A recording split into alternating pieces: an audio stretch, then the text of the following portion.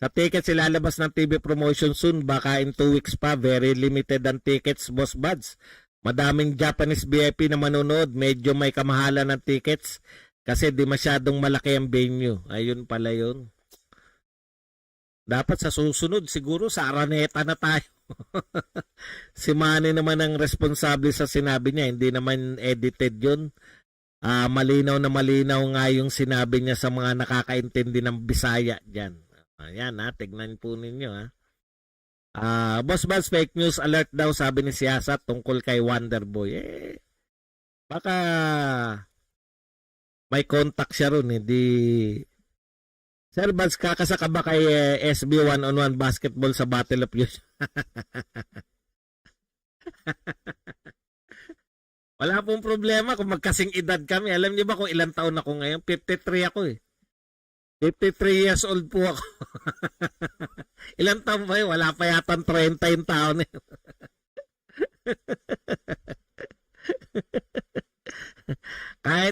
kahit po siguro 4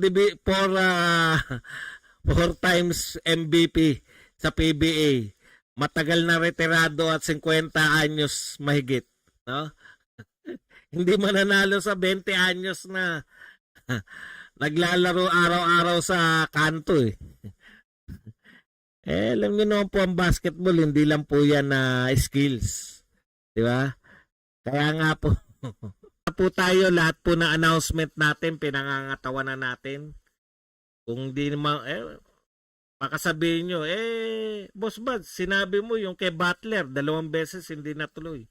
Hindi po kasalanan ni Cuadro Alas yun. Gusto pong may tunay na laban po yun. Nakita nyo naman po, nasa ospital si Cuadro Alas nung una. Yung pangalawa naman, gustong lumaban ni Cuadro Alas, hindi siya pinalaban. Ibang usapan po yun, basta ganun. Hindi po dahil walang laban.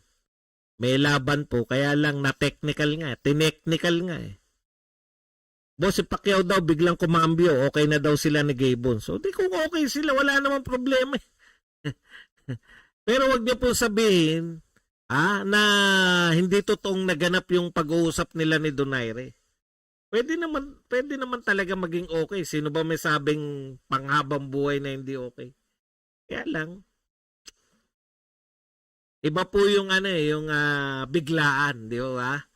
Pag mga biglaan, mas makatotohanan yung mga biglaan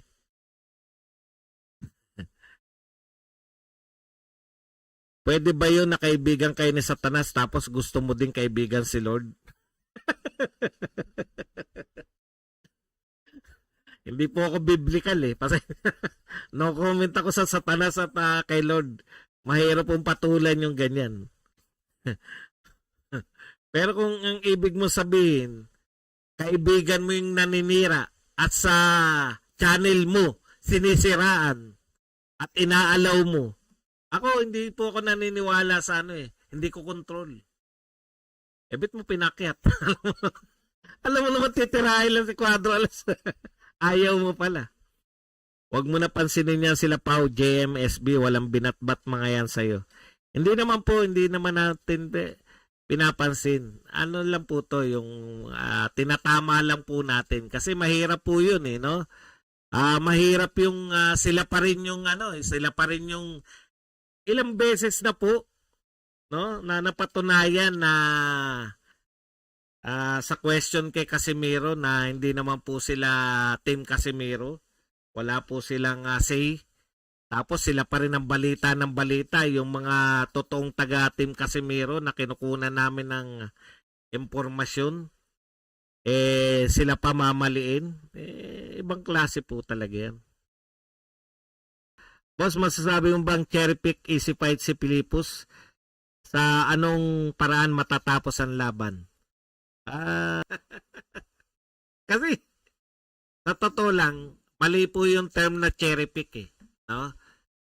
Ang ginagamit lang po yung cherry pick na term sa boxing kung namimili si Cuadro Alas ng mas mahihinang kalaban. Kumbaga, may available, may mga gustong lumaban sa kanya na nasa talagang mga sikat na boxer, mga champion.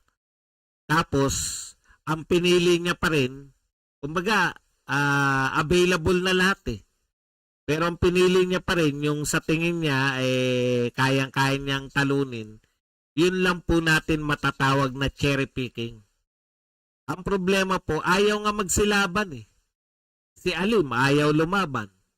Yung iba pa, yung champion, si Fulton, na na-postpone yung labang kay Inoue. Talagang syempre, hindi mo na masisisi, pera talaga si Inoue.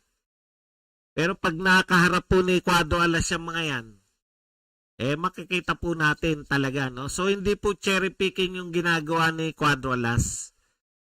Kung hindi, yun ang available eh. Top 10 naman. Wala. Kasi naman boss, mukhang bibigang easy fight kay, ayan. O nga po, iba po yung easy fight sa cherry picking, no? Kung ang tanong nyo, easy fight ba yan kay Cuadro Alas? Ang sagot ko po dyan, lahat yan easy fight kay Cuadro Alas.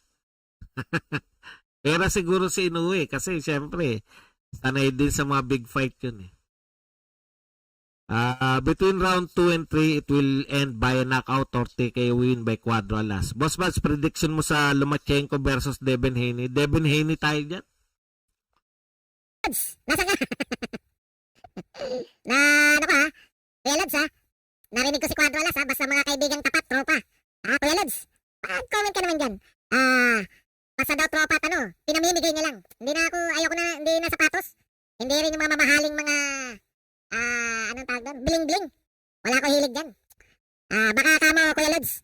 Baka kamo nangangawit yung mata ni Champ sa pagsusuot ng shades niya. In-arbor yung shades. Kuya Lods. Baka nangangawit na sa katitingin sa si Champ sa kanyang shades. Mag-commentator ka ba sa laban? Hindi po. Akit kami sa ring eh. Eto na po i-announce ko na po isa po ako sa akit na ring. Bago po sila pumasok lahat, akit po ako, wawalisan ko. Nag-apply na po ako. Tagapunas na ring.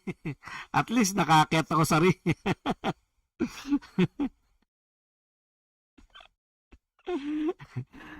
Cuadro Alas is my boy. Kuya Lods, nasisilaw na yata si Cuadro Alas nung in-interview mo siya na naka-shades. Hindi ako mahilig sa mga bling-bling, Kuya Lods. Shades na lang shades. Sabi ni Cuadro Alas, it's my boy, matik na raw commentator. Hindi tayo pwedeng commentator, baka hindi makapagsalita yung mga kapwa ko commentator po dyan. Mandirigma 80 Sports, good morning. Yan pala si Mandirigma fake news daw yung mo. Sabi ko nga, putya. Yung kay Mandirigma, video niya yun. May cut ba yun? Once and for all, Mandirigma. Pakilinaw mo nga sa kanila. Meron bang cut yung pinakita mong video? Yung nilagay mo ba na subtitle? Yun mismo ang mga sinabi? Ito po, si Mandirigma narito. Tinanong po natin si Mandirigma, totoo ba na yun ay pinakialaman niya yung video? Ito po ang sagot ni Mandirigma. Mahirap impersonate ang boses, Boss Buds. What you see is what you get. Bisaya ang nakakaintindi dun.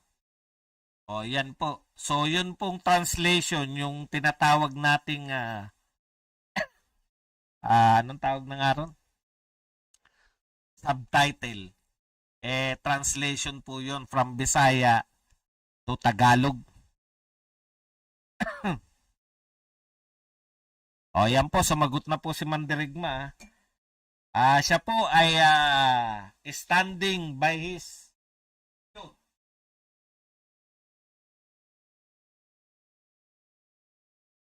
na yung video niya ay kinunan niya. At ang nag-uusap po doon ay si Nonito Donaire at si Senator Manny Pacquiao. Lahat po tayo, kahit kailan po sa boxing, di po natin dinisrespect si Manny Pacquiao. May gusto lang na ano eh.